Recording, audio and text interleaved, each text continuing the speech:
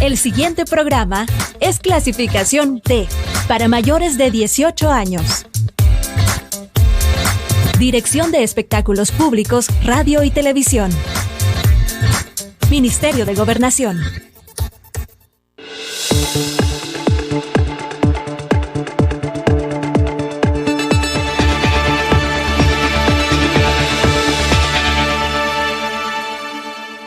Bienvenidos y bienvenidas a una edición más de Temas y Debates. Les saluda Ricardo Sosa. Damos continuidad a la serie denominada Las pandillas en El Salvador, posibles soluciones y recomendaciones al Estado salvadoreño.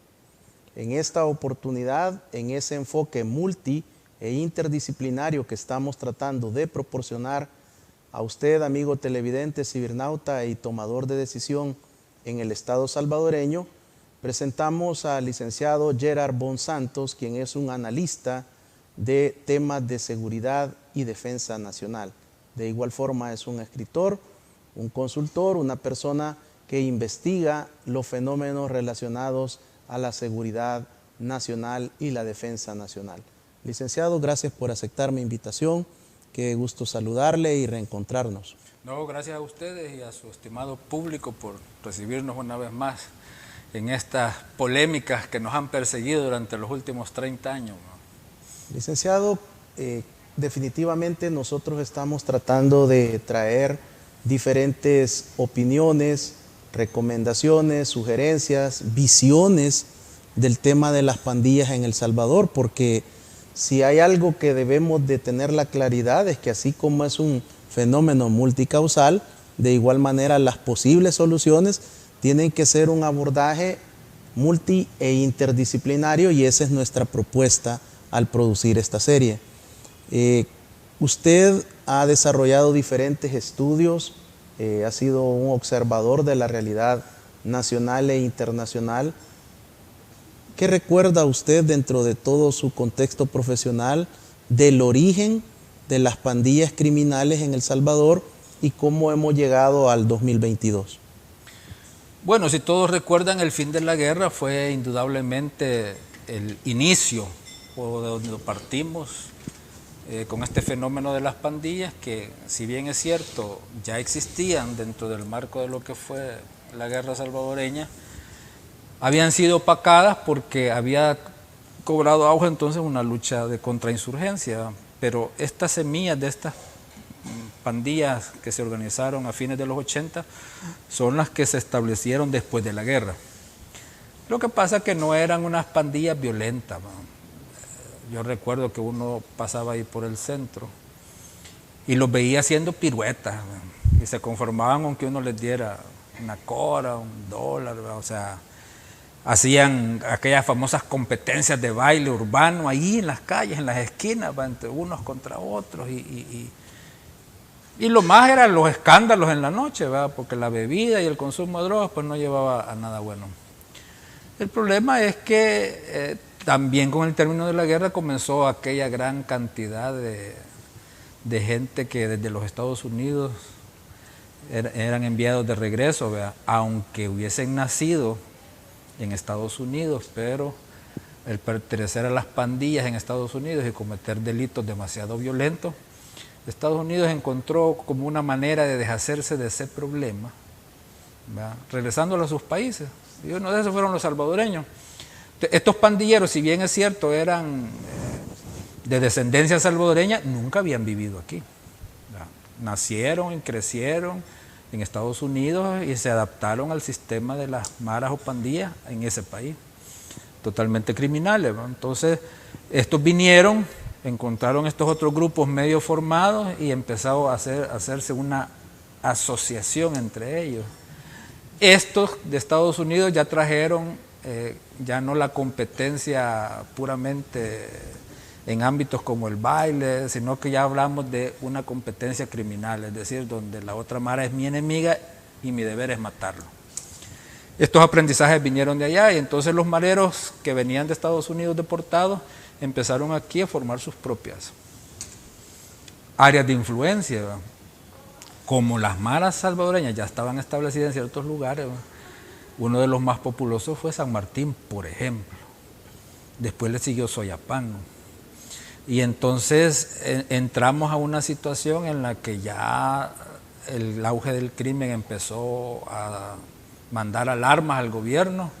Y yo recuerdo que en el gobierno del expresidente Francisco Flores se dio el primer plan mano dura, que fue la primera vez que el Estado salvadoreño como tal decidió enfrentar este fenómeno delictivo.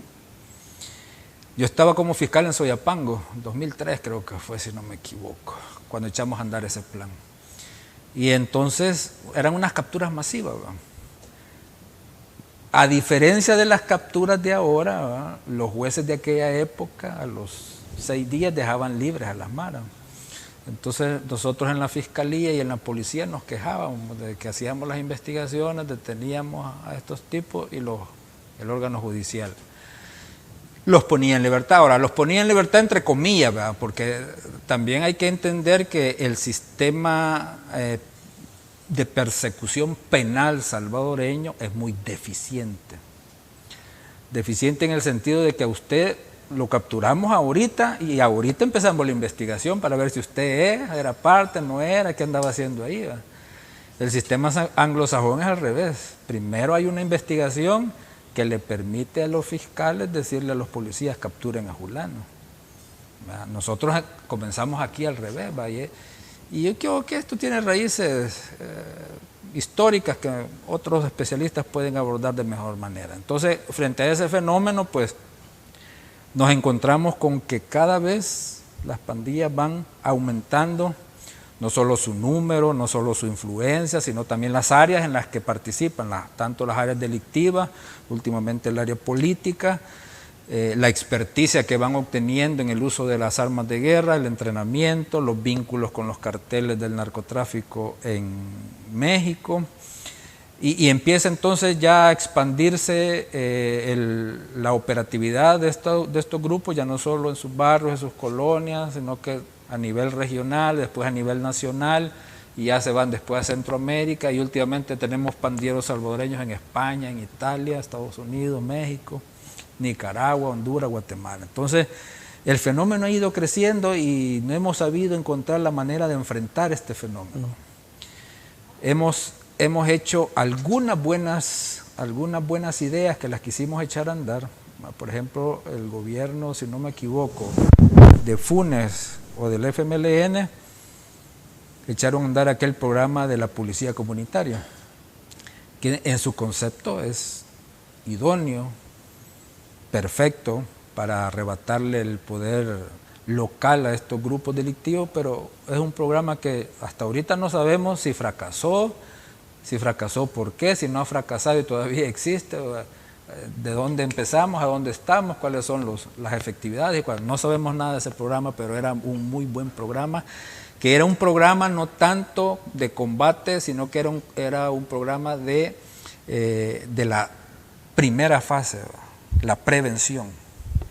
Lo otro que nosotros no hemos podido abordar es quitarle los soldados a las pandillas. Eso va por programas educativos, sociales, familiares y económicos que extraigan a los niños de ese entorno familiar de las maras. Ya estamos hablando de maras de 3 generaciones. Entonces, no debemos de seguir permitiendo que haya una cuarta y una quinta. Hay que quitarles a estos niños y que el Estado... Yo recuerdo que antes, allá por los 50, empezaron a ver aquellos famosos tipo hospicio, ¿verdad? Donde el gobierno les daba alimentación, educación a todos estos niños que no tenían padres. Programas similares, ¿verdad? Solo que estos niños necesitan programas más fuertes porque ya no vienen de que solo son que no tienen padres, ¿verdad? Estamos hablando de niños jóvenes que se han criado en una cultura criminal, ¿no? Entonces deben de ver, pero debe de existir, o sea, en vez de que ellos recluten en nuestras escuelas, somos nosotros los que les debemos de quitar a esos nuevos soldados que están preparando. Y en esa dinámica de conocimiento, licenciado, usted como un académico, como un investigador, como un escritor, se ha dedicado a estudiar el fenómeno y tiene varios escritos, varias producciones, pero dentro de los pertinentes para el desarrollo de esta serie, Usted tiene un primer material muy interesante que le denominó la guerra contra las pandillas en El Salvador 2013-2018. Y usted trae el libro, la portada.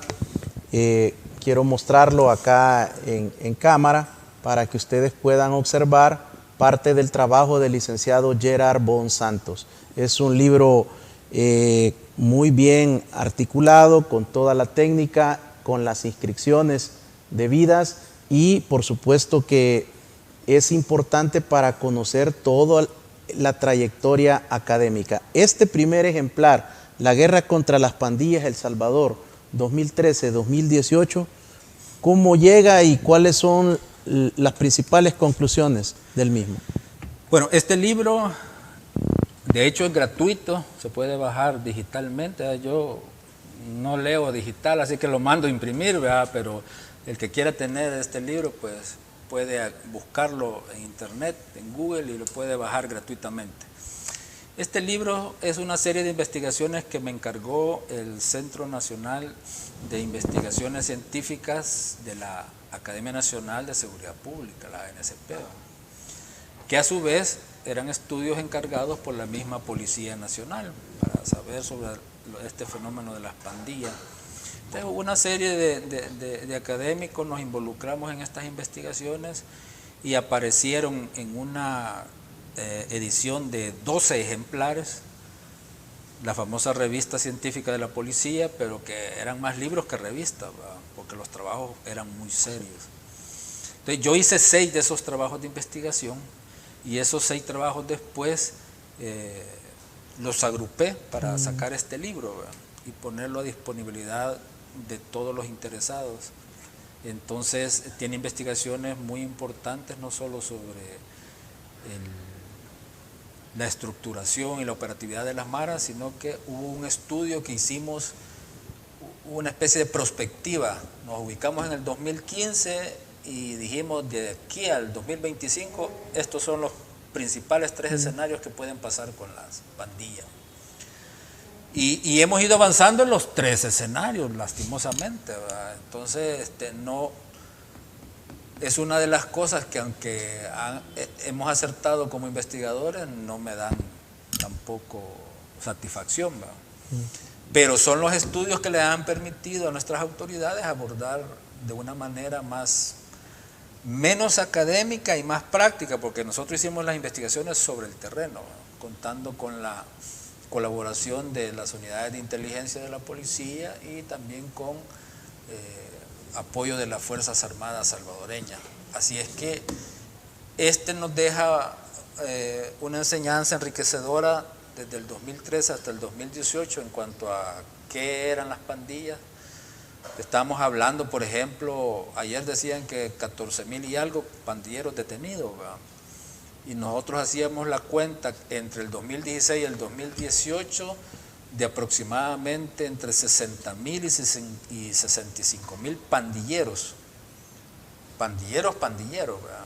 Pero con las 2 estructuras. Hay una estructura que tiene como 3 o 4 colaboradores alrededor de ellos, y su estructura familiar. Las personas vinculadas a este mundo de las pandillas en aquella época podíamos andar hablando de los 360,000. No sé cómo estamos ahora, pero esto nos dice de que el problema numérico de las pandillas, a pesar de que desde el 2000 con el expresidente Flores se abordó un combate directo contra ellas, no hemos podido reducir sus números. Estos se van incrementando. Por eso digo yo de que cuando tú preguntas qué es la respuesta, qué es lo que podemos aconsejar, en esa parte de la prevención, ¿verdad? Hay que rescatar lo de la policía comunitaria y hay que quitarle los soldados, los nuevos soldados a los pandilleros. El Estado debe asumir esa responsabilidad con esos niños, esos jóvenes, y darles otro tipo de formación con el tiempo. O sea, los niños de 4 años, 7 años, o sea, están en una época en que todavía son rescatables. Entonces, eso es en la parte preventiva. Pues la parte operativa del combate, lo que nos hace falta a nosotros es entrelazar los diversos aspectos que el Estado conduce. Por ejemplo, No debemos de contentarnos solo con la captura del pandillero, hay que ir sobre su estructura económica, que es lo que le permite a él mantener estos dos ejes. ¿Verdad? Porque estamos hablando de que ya el pandillero aprendió a lavar dinero, aprendió a hacerse con todos estos negocios, ya sea con sus mismos dueños, pero pagándole a ellos la famosa renta, o colocando en estos negocios a sus familiares, a sus soldados, y manejando ellos directamente todo este comercio al menudo, ¿verdad? Desde la que vende dulces ahí en una esquina hasta el otro que ha puesto su champita para vender ropa, lo que sea. Entonces ellos han aprendido a invertir el dinero que obtienen a través de las extorsiones en todo este tipo de negocios al menudeo, como dicen algunos, y eso es lo que les ha permitido lavar el dinero, ¿verdad? Al conectarse con las redes del narcotráfico, tanto para proveer la seguridad en el transporte, que gracias a Dios El Salvador es muy pequeño y por eso aquí pasan líneas logísticas muy pequeñas, pero los carteles les pagan con droga, entonces es la droga al menudeo que ellos manejan en los diversos territorios, y con el tiempo hemos visto cómo ellos fueron desplazándose a los vendedores o a los que estaban dentro del narcotráfico local salvadoreño.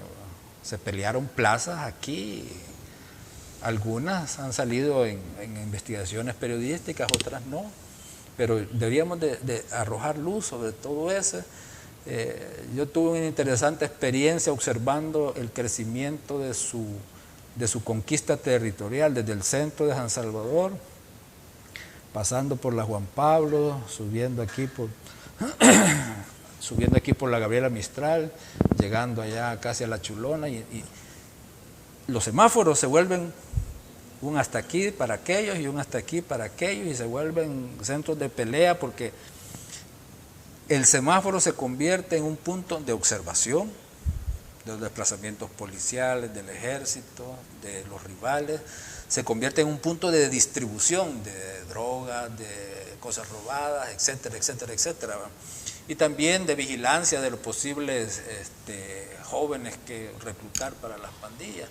Y así, entonces, el combate no debe de estar solo enfocado en la detención, sino que también en combatir esta estructura de crecimiento territorial a través del control del territorio, ¿no? Cuando usted piensa en el nombre de este libro, de esta recopilación de los artículos académicos de la revista de la ANSP, ¿por qué piensa en guerra contra las pandillas? ¿Qué lo motiva a establecer este titular? Sí, lo que pasa es que yo estoy en sintonía con algunos autores occidentales que consideran que las pandillas ya no deben de ser vistas como un fenómeno puramente criminal. Dejaron ese aspecto quizás entre el año 1994 y mediados de los años 2000, 2005, 2006, que todavía se consideraba un aspecto puramente criminal, pero empezamos a ver cómo fueron creando una especie de brazo armado, con entrenamiento, se contrataron a muchos exmiembros, no solo de la exguerrilla, sino que algunos militares también para que les dieran este entrenamiento, polígonos de tiro, acceso a armas de alto poder combativo como ametralladoras M60, como fusiles de asalto, granadas de mano, armas antitanque. Entonces todo esto ha venido cualificando a las pandillas en el sentido de que ya no solo cometen los crímenes puramente en sus áreas, sino que también van creando una estructura que en algún momento pueda defenderlos, esos territorios, del ingreso o de la actividad operativa de la policía y del ejército. Y así es como vimos cómo se fueron disparando las diversas cantidades de emboscadas entre los pandilleros, los policías, el ejército. Fueron intervenidos muchos campamentos y ahí se encontró mucho material fotográfico y de video de este entrenamiento, de esta preparación. Algunas fotos están agregadas en estos estudios, y empezaron las pandillas también a mapear su territorio. Gerard Bonsantos, hacemos un corte y al regresar continuamos con esta interesante disertación de parte de los libros de su autoría, toda esta recopilación de material académico que se preparó por un equipo de investigadores para la Academia Nacional de Seguridad Pública. Regresamos.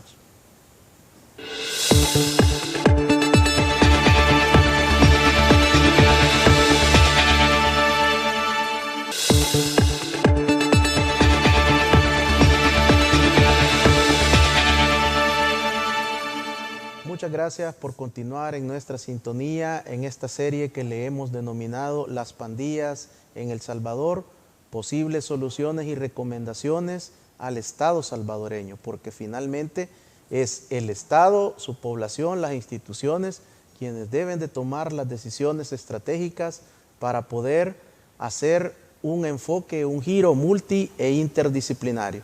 Ya el licenciado Gerard Bonsantos nos explica cómo desde finales de los 90 prácticamente ya existía esta situación que lo lleva a hacer una recopilación de diferentes estudios y ensayos académicos, de tal manera que este libro que presentamos en el primer segmento se le denominó La guerra contra las pandillas en El Salvador y nos detalla del periodo 2013 al 2018. Luego viene un segundo material, un segundo libro, que es este, que es propiedad del Centro de Estudios Hemisféricos William Perry.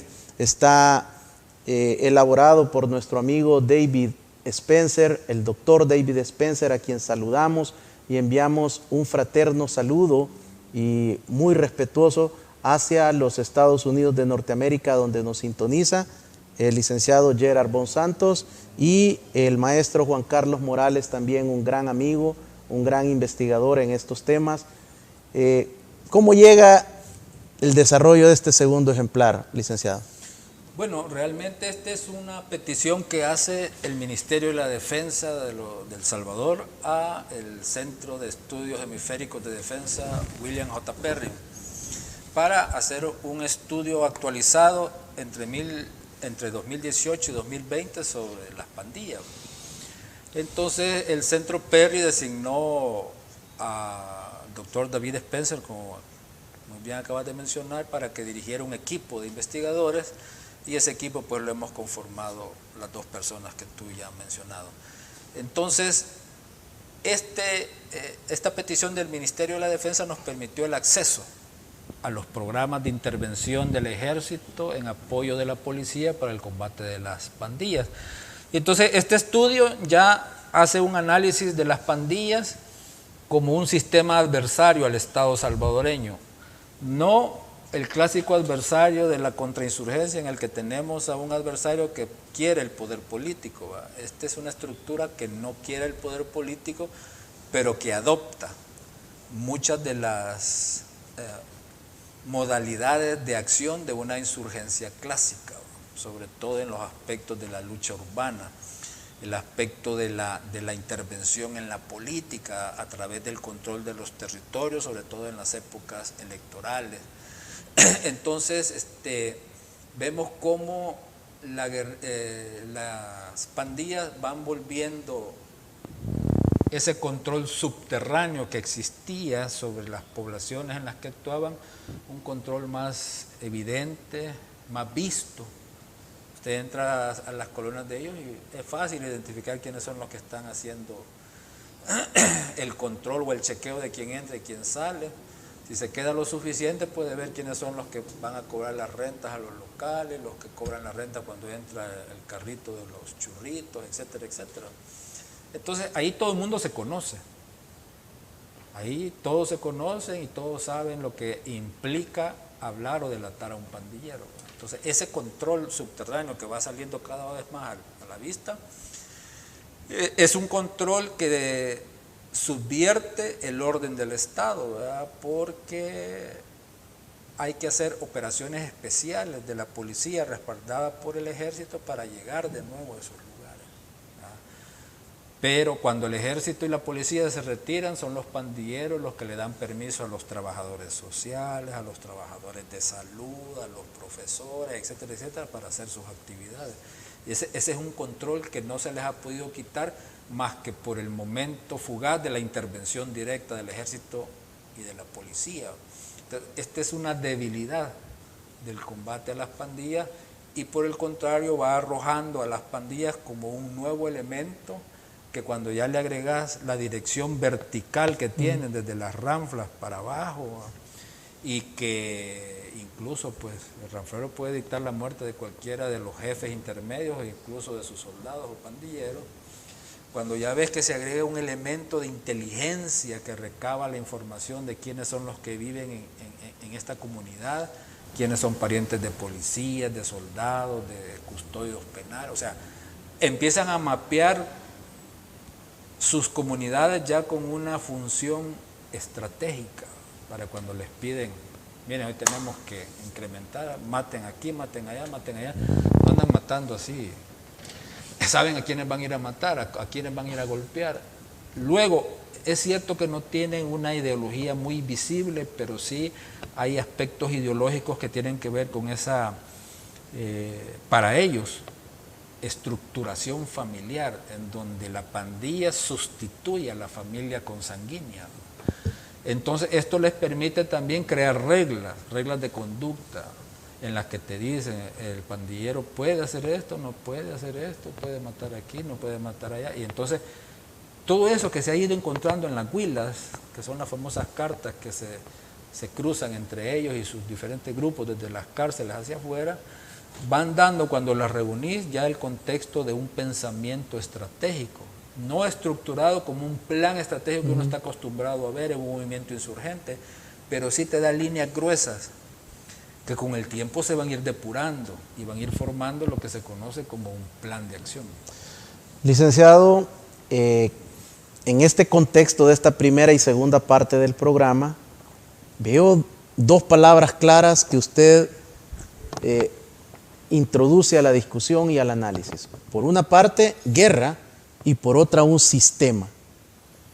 ¿Cómo puede ser posible que una guerra dure más de 2 décadas?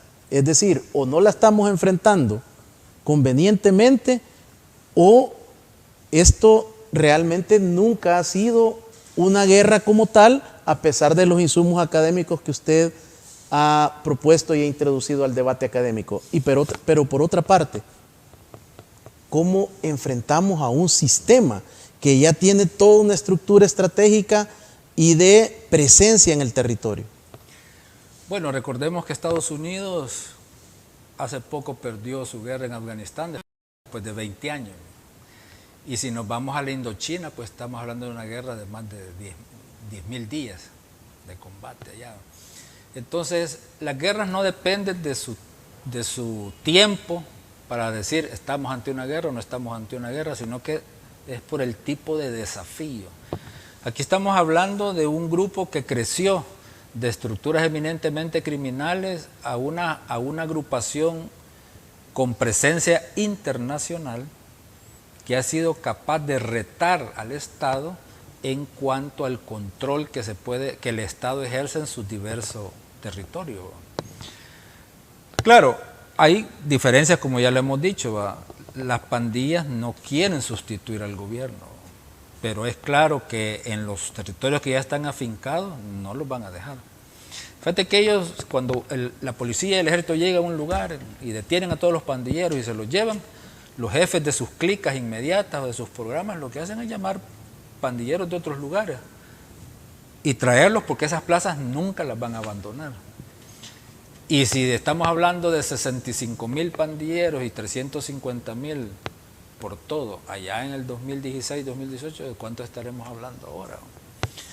Entonces, por eso hablamos de una guerra, porque el desafío que se presenta al control del Estado, a la soberanía del Estado, es claro, ¿verdad? Estamos hablando de aquel concepto básico de la población, el territorio y las leyes, pero ya el territorio lo estamos perdiendo en ciertas áreas.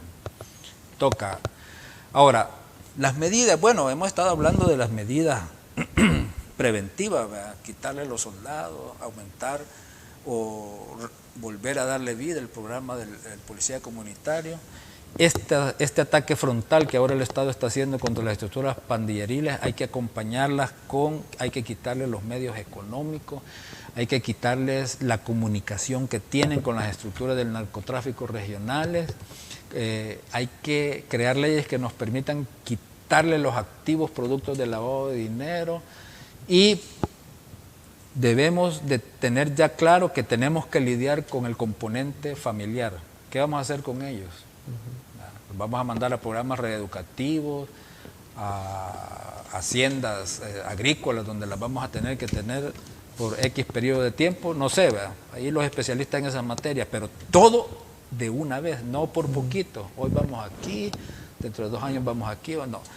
Es un plan continuo, sorpresivo y continuo, de una vez. Y tenemos que preparar la otra parte, que es, ¿verdad?, qué vamos a hacer con esta gente después de que cumplen sus penas.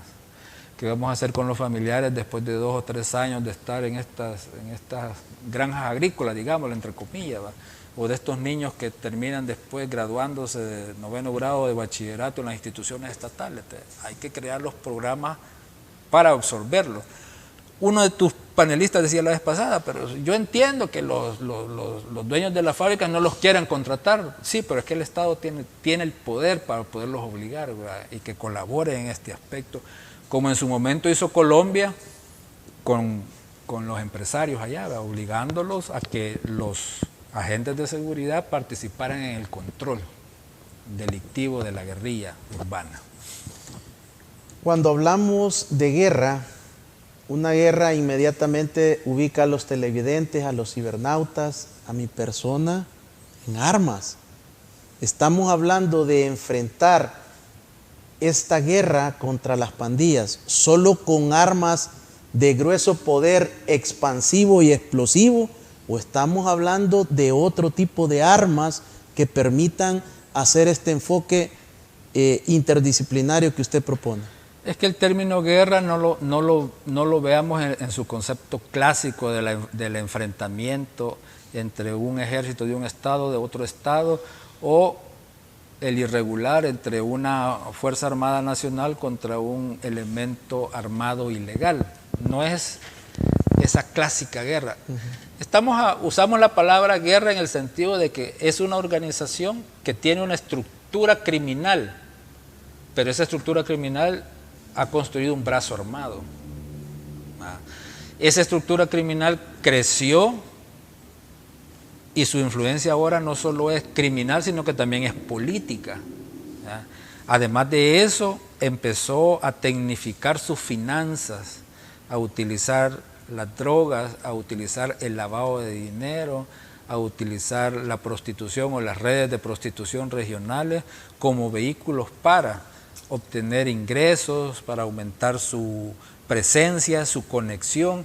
Entonces, la guerra significaría enfrentar todos estos fenómenos en sus diferentes áreas, ¿verdad? A los grupos armados, pues como lo estuvo haciendo durante mucho tiempo la policía y el ejército, la estructura económica, pues, y el lavado de dinero. Hubo un tiempo aquí en que la fiscalía dio buenos golpes. Te acordarás que se decomisaron moteles, carguas, ventas de carros y una serie de aspectos económicos, pero hasta ahí llegamos. No, hay que mantener esa guerra, entre comillas, a todos esos aspectos. Quitarle los soldados, pues sí, en una guerra tú le quitas el soldado al enemigo matándolo, hiriéndolo, capturándolo, ¿verdad? Aquí no vamos a hacer eso, ¿verdad?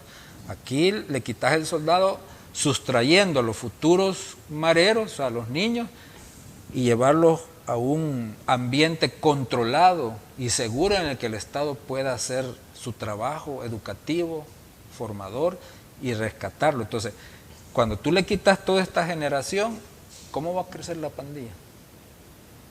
Parece que el brazo armado no sería tanto el problema, sino toda la dependencia de esas cantidades que usted hace al fenómeno de la aproximación de la dependencia o del beneficio que la estructura está proporcionando. Y esto ya no es armas, estamos hablando de un sistema de vida, de un estilo de vida, donde yo prefiero ser parte de esta estructura porque me beneficia, no trabajo y recibo X cantidad de dinero o de beneficio. Es que exactamente eso es. El componente paramilitar en las pandillas es muy pequeño, todavía. Estamos a tiempo de poderlo destruir. Es el otro componente que tú has señalado, el que se nos expande en gran medida, y ahí tenemos los millones de dólares que obtienen a través de la renta, a través de la extorsión, a través del secuestro. Bueno, el sistema de buses urbano e interdepartamental son sus rehenes favoritos. Entonces tenemos que trasladar nuestra guerra a esas estructuras, al cómo quitarle esa. Yo recuerdo que el ex ministro Munguía Payés, que por cierto ya está detenido, había puesto soldados en los buses. Hoy hubo un problema y una de las rutas fue intervenida militarmente. En la época de la guerra, el servicio de buses, el servicio de agua, el servicio de energía eléctrica se podían militarizar. Entonces, valdría la pena estudiar si podríamos hacer lo mismo para por lo menos abstraer a estos sistemas de seguirles proporcionando dinero a estas estructuras criminales. Y entonces ahí es cuando hablamos de también ir sobre la economía en la que están fundamentados los ingresos de las pandillas, ¿verdad? Y todo debe ser simultáneo. Es que esta es la cuestión, ¿verdad? Todo debe ser simultáneo. O sea, cuando hablamos de que, miren, ¿te acordás que en el gobierno de Sánchez Serén se decía, bueno, es que vamos a llevar a la educación, vamos a llevar la salud, vamos a llevar la inversión social, también con la intervención de la policía y la policía comunitaria? No sabemos qué pasó con esos planes, a dónde están. Y no sabemos si ahora en los planes controles territoriales estos componentes también se aceptaron para intervenirlos o quedaron a un lado. No sabemos. Entonces necesitamos entender que el combate a las pandillas es en toda la amplia gama espectral en la que ellos se conducen, se mantienen. Ninguna área tiene prioridad. Desde el enfoque o de la propuesta recomendatoria de su persona es una integralidad, todas las áreas atendiéndose de manera simultánea para ir generando ese debilitamiento a la estructura, pero también al poder de convencimiento o de reclutamiento que puedan tener para las personas que por diferentes circunstancias desean ingresar. Sí, lo que pasa es que aquí vamos a los contextos. Estamos ahogados del crimen. Entonces, la primera embestida es la que está haciendo el gobierno actualmente. De frente contra la estructura permanente, es decir, el pandillero. Pero si tú no abarcas todo el otro espectro, este impacto numérico sobre la estructura de la pandilleril no se va a poder mantener en el tiempo y el espacio. Importante esta segunda aproximación con el licenciado Gerard Bon Santos. Al regresar, más sugerencias, más recomendaciones, más propuestas de parte de nuestro invitado a los tomadores de decisión del Estado salvadoreño. Regresamos.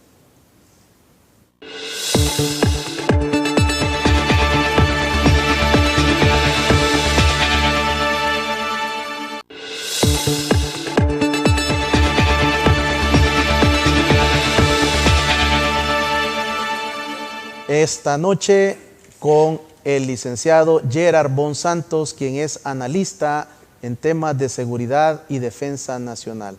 Nos está brindando su enfoque, su opinión, sus propuestas, sus recomendaciones desde la experticia de él como un académico, como un consultor, como un investigador en temas de seguridad nacional y de defensa nacional. Por eso, algunas de sus sugerencias, de sus propuestas, puede ser de que no encajen con la apuesta estratégica que usted pueda pensar que sea la mejor manera para el Estado salvadoreño. Pero esta es la riqueza de la que debemos de poder asimilar las mejores ideas de hombres y mujeres en el país que le permitan a los tomadores de decisión tener mayores insumos estratégicos.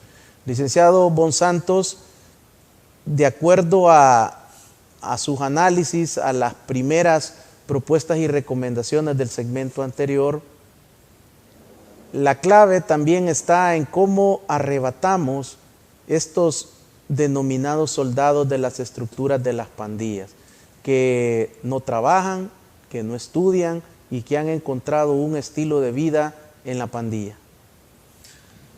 Sí, hablábamos de esta especie de orfanato, ¿verdad? Claro, deben de tener otro nombre porque no estábamos hablando de niños que no tienen padres y madres, sino que no tienen padres responsables o capaces de hacerse responsables de su educación. Entonces el Estado debe de intervenir y evitar que, como venimos haciendo ahora, ya estemos hablando de pandilleros de tercera generación y ya vamos para la cuarta, ¿no? Entonces no, hay que quitarle estos soldados. Y lo otro es aumentar el aspecto de seguridad en nuestros centros escolares, ¿verdad? Hay que olvidarnos de aquellos temores y permitir que los cuerpos policiales desarrollen, no con el policía uniformado. Aquí necesitamos otro tipo de policía, la policía que está más próxima, pero oculta. Acuérdate que los pandilleros también están ocultos, ellos buscan los momentos fugaces, propicios para hacer el levantamiento de los nuevos soldados dentro de los centros escolares, sobre todo de los centros escolares urbanos y semiurbanos. Entonces el policía debe de permitírsele también actuar en esa lucha de incógnito, ¿verdad? Como hacen en España, como hacen en Italia, ¿verdad? Esa medida nos permitiría a nosotros, claro, son medidas que deben estar respaldadas por la ley, quitarle de una vez por todas los futuros soldados a las pandillas. Luego tenemos el aspecto familiar. Sé que suena muy duro, pero es una realidad, ¿no?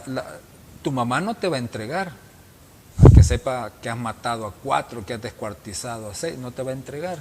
Tu esposa, las famosas jainas, tampoco. Lejos de eso, ella es la que te va a guardar el arma, la cuchita. Entonces, es una realidad que debemos de enfrentar no con medias tintas y tampoco no los podemos tener encerrados, ¿no?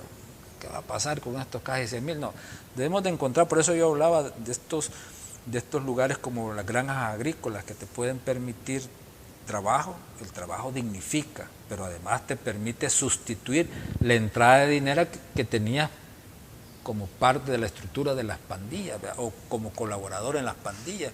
Y al final de esto se resumen las cuestiones como la de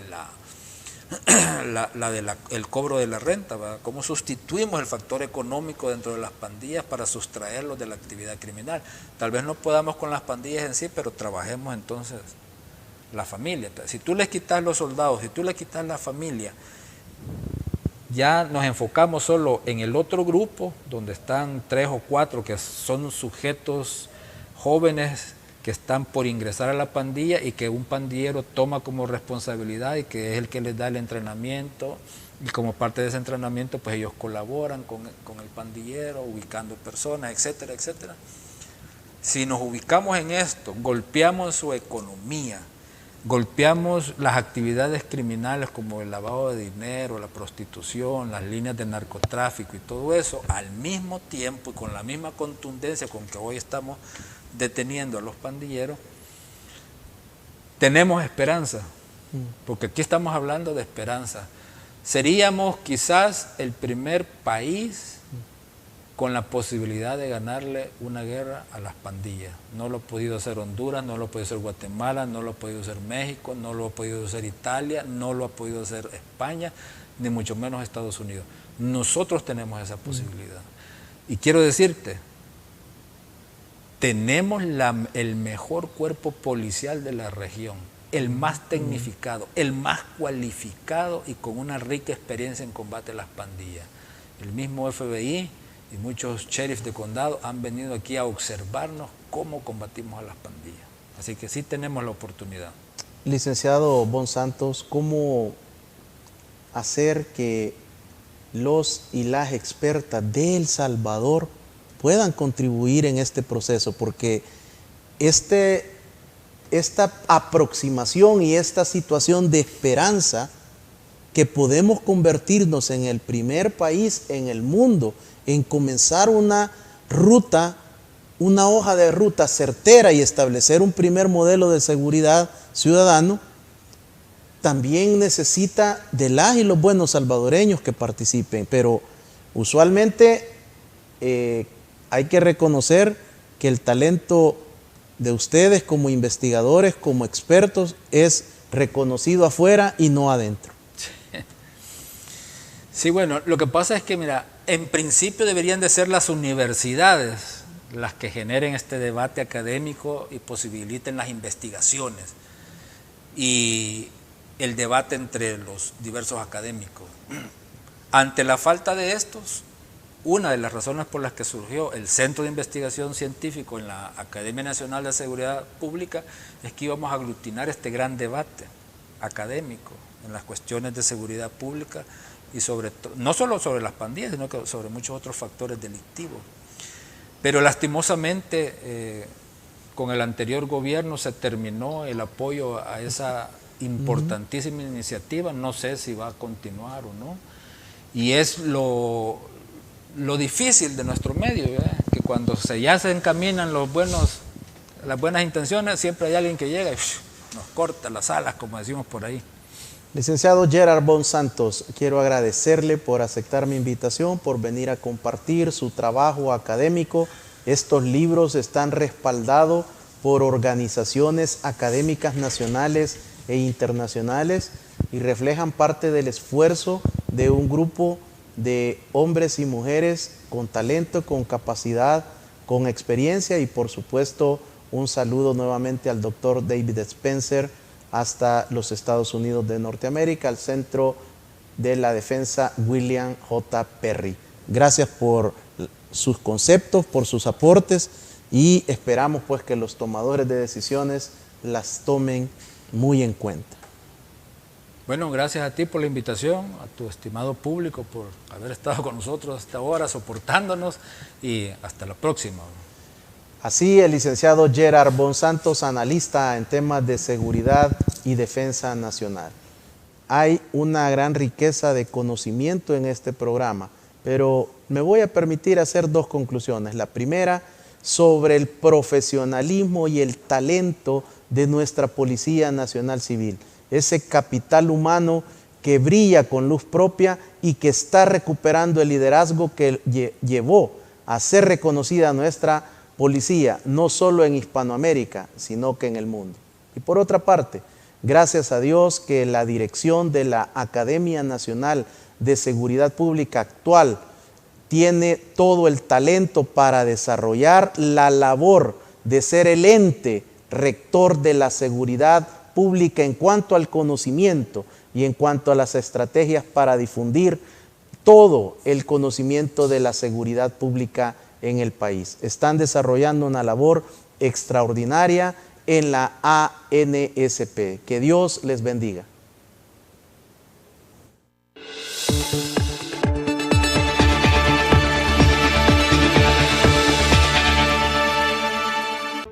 Los conceptos vertidos en el programa anterior son responsabilidad directa de quien los emitió. En ningún momento representan la línea editorial de esta estación televisora.